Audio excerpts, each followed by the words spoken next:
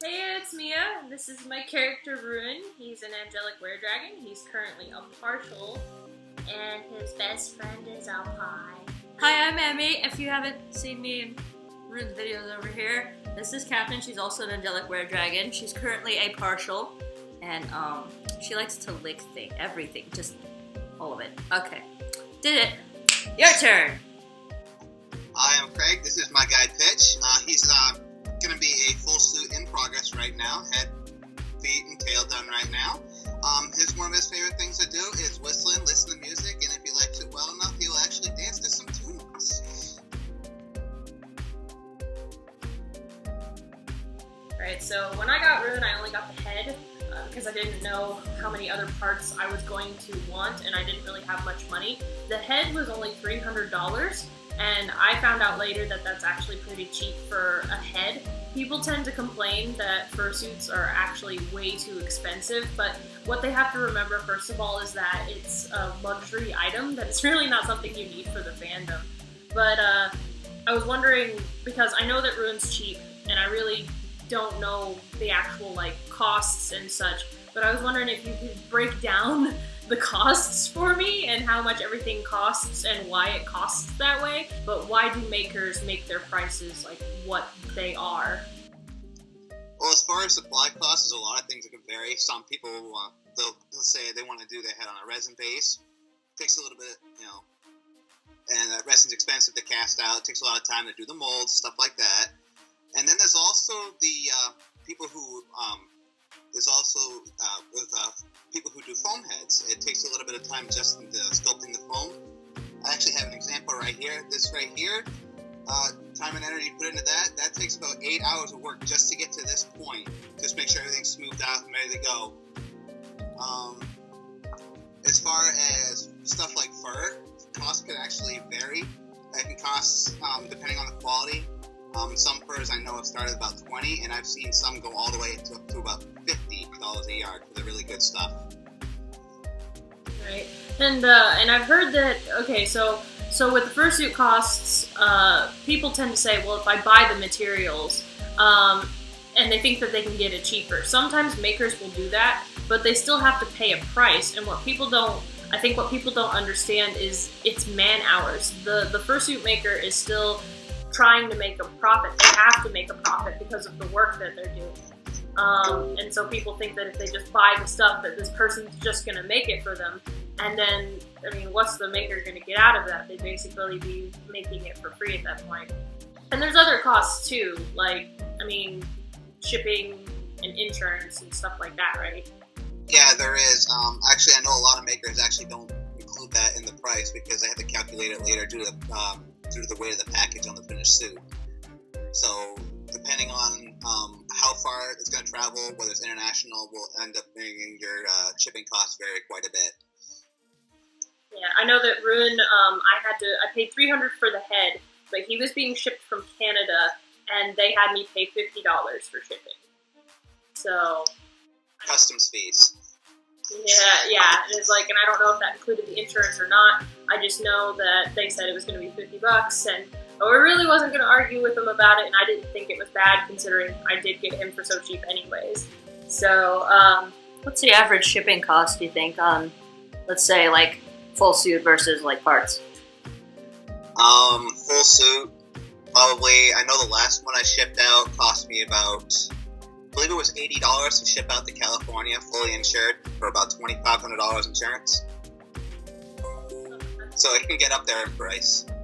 Still, I'd rather put the insurance on it, though. If it's going to cost, so much, hundreds to thousands of dollars. It's always good to have that safety net with the insurance. Yeah, that really sucked if they got lost in the mail. Somebody would be dead. Don't know who. Somebody pay for this. Somebody go pay for this, and somebody go get fired.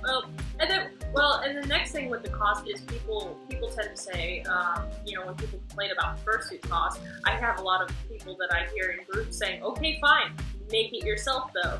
And, making it yourself would be cheaper, I would think. But it's also... yeah, and, but they also gotta understand it's not gonna be the same quality. If you just started out, you're gonna have that first suit that you look back on like 10 years from now and go, This is the first suit you're gonna You'll cringe. You'll cringe. You'll cringe. I remember. Suit. Yeah, Oh, I still cringe at my older ones. So yeah, you'll cringe. Yeah. But okay, like I know that you're a fursuit maker, and so you make your own. For you, what is the cost just for you of making a personal suit? Since you're not paying for like the man hours for the labor, the shipping and stuff, the labor. What's just for like, what would you say is cost of materials for one of your personal suits that you've made for yourself? Well, I know. Let's see. For my first version of Pitch was actually about $150 because I ordered about 6 yards because I'm a big guy. Let's see. Foam costs was about another $25. Shoe costs, I'm gonna say between $190 to $230 to make your own for a full suit. Who's your most expensive suit that you've made for yourself so far? 2.0. 2.0. Pitch 2.0. All those materials for the foam base, those cost quite a bit a penny. Those materials just to get to the point where I can cast cost me about $100, and that's not including the foam. Essentially, let's talk about the price differences right now. So, why would perhaps a beginning builder like me, why would my prices differ than someone say like you or Autumn Fallings or someone else? Let's hear it from you. Well, rates differ depending on the amount of experience the maker has. The beginning makers usually price a little lower just to get their name out there and gain, as they get more commissions and work on more people, they'll get the experience they need to be able to charge higher prices. That's basically it with that one. It's just level of experience, really. There's also it also depends on cost of materials a lot of makers use. I know some makers use cast, like Pitch right here was made on a cast foam base. I know makers use the resin bases, which are more pricey. That can have an effect on the overall price, whether it's digigrade or plantigrade or padded or whatever. If you're doing a full body suits. It also includes the artist aspect, because not a lot of economics will include that every time, because it's just so iffy and it's really inconsistent. But the prices on a suit or on any artwork, or I'm just backtracking to what I know, is people will pay what they want to pay for something that they really want, right? So if an artist gets a lot of demand, as supply and demand is a thing, but also the fact that their style might be difficult to achieve for whatever reason, being, as you say, supply costs and things. Not to mention that it's also the popularity of a maker, because I've seen some builders with like pretty similar styles, but one of them will have heads starting at $300, while another will be starting their head prices at $500 and up. So it really depends on the popularity of that person as well, because styles can be done similarly, but in the end it's all about who they've seen the most. It took me forever to find a maker for Rune because I was looking for a certain style. There were a bunch of people doing it for cheap, but none of them fit the image that I had for my character. Yeah, so unfortunately it is a bit of a popularity contest at times too. Mm-hmm. But yeah. Oh yeah, I know that one. Yeah, of maybe any suit makers whose prices dropped or who stopped taking like business because of there was a slight in their reputation for whatever reason? I do know a couple, yeah. And it all goes down to the drop in quality. Yeah. It's have you seen some that also not just a drop in quality, but like socially, within the fandom, we've seen people who socially have not done things or have not followed through on what they said, things of that nature that have even though their work is good, they can't take business anymore for whatever reason, be it the wares or the just bad reputation. I've seen that before, yeah. Beware can be brutal. Yeah, unfortunately. And if that's a false beware, there's not a whole lot we can do about it. There's not a... Right. But you still, whenever you're going to commission anybody, you still want to make sure that you look them up, you do your research, you make sure that they've got a good reputation. And but I've known some people that they don't get a work in progress outside of after they've approved the ref or whatever, or approved the draft, and then after that they don't hear from the person again until it's finished and it's out the door. And it's too late to make any adjustments. Yeah, any good maker will be doing work in progress specs through the entire process, just to make sure that you're happy with everything, everything that's going on with it. And just in case, and a lot of the times we will not make changes if you really want them. It's an investment. You want to be working with someone who does that kind of work. Yeah, you're going to be wearing it out and about. You're going to be wearing it at cons and parties. You want it to represent you. Yeah, properly. and you want it to look good. You want to make sure that, because I mean, granted, anybody that you say, oh, I paid like $1,000-some for a fursuit, they're already going to look at you like, why would you do that? Most people would, if they're not in the fandom. You get a lot of questions like, what? You could have put that on a house or on the car. Yeah. Well, guess what? Yeah, so you want to at least make sure that you're proud of what you have, so that when you do get those questions, you be like, look at it, it's soft, it's cute, it's adorable, it's fluffy. Like, you're just saying that because you're jealous. Yeah, basically. So then,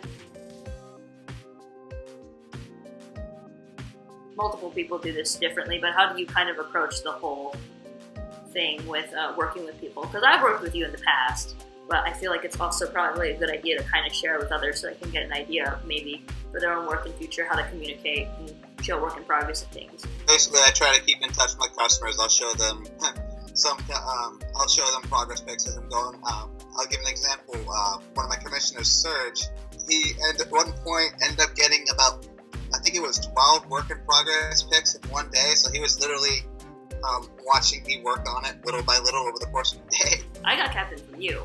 So while you were working on Captain, I was actually sitting in call watching you work on her. So that way you could go, hey, does this look okay? If not, do I have to change something, or so on and so forth. So I sat in call with you for a majority of, I think it was like sculpting and things. And then we went from there.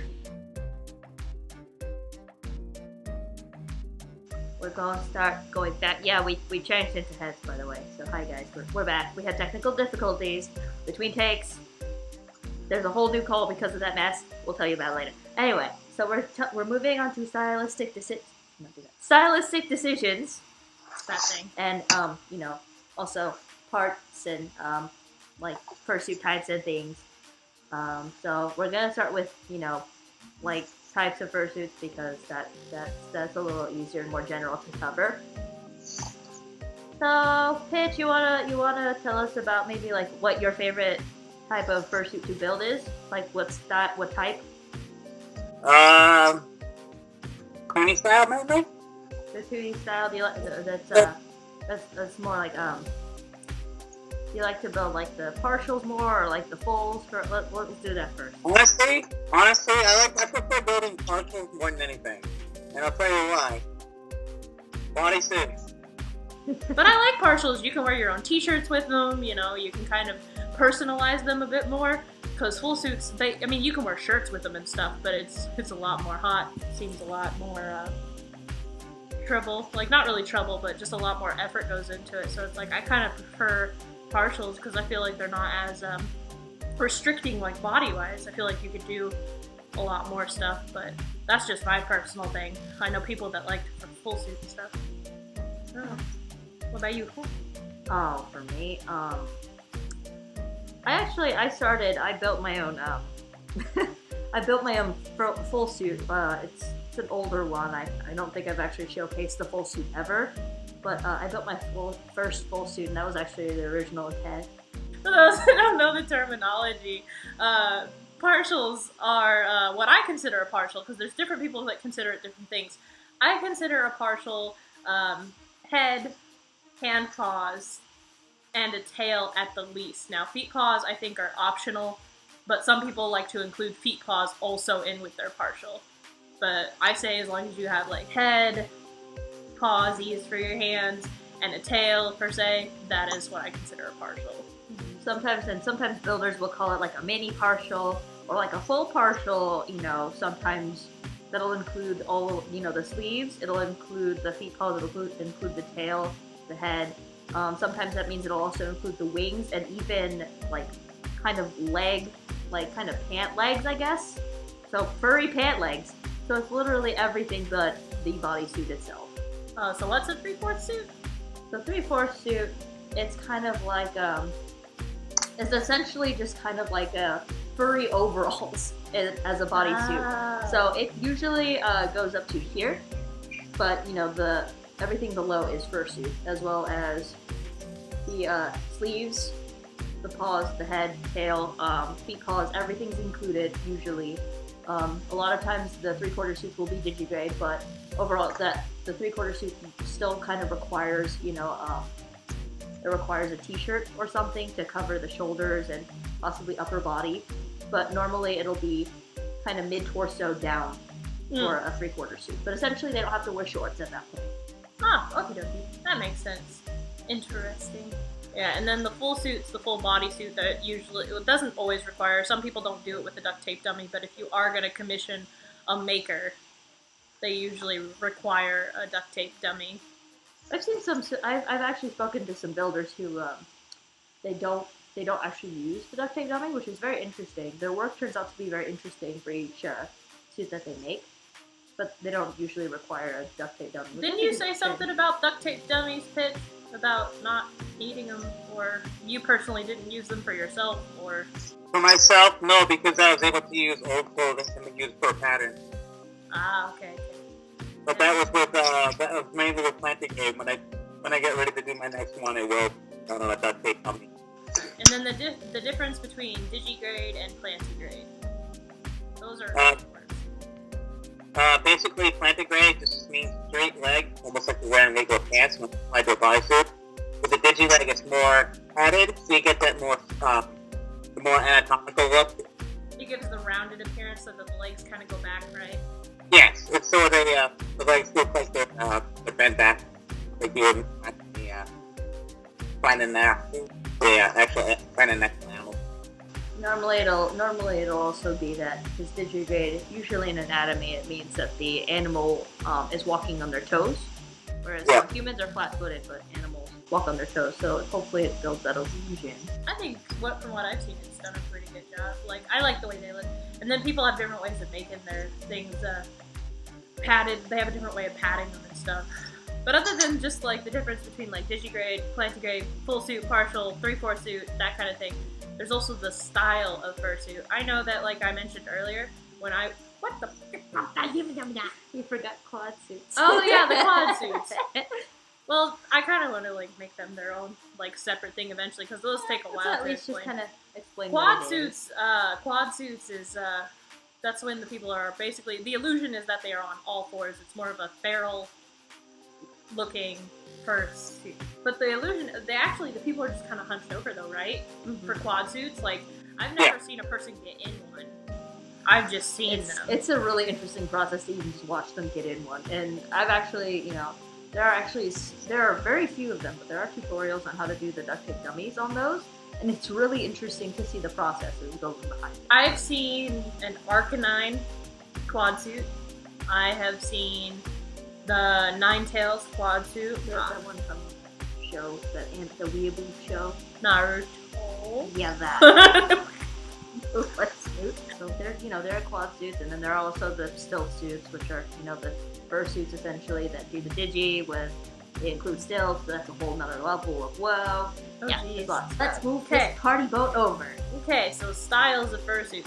When I was commissioning Rune, I actually found a lot of people that were willing to make Rune for cheap, but the problem is their style. I had a certain image I had in mind for Rune. Now, granted, Rune ended up looking a little different than I had in mind, but I liked the way he turned out.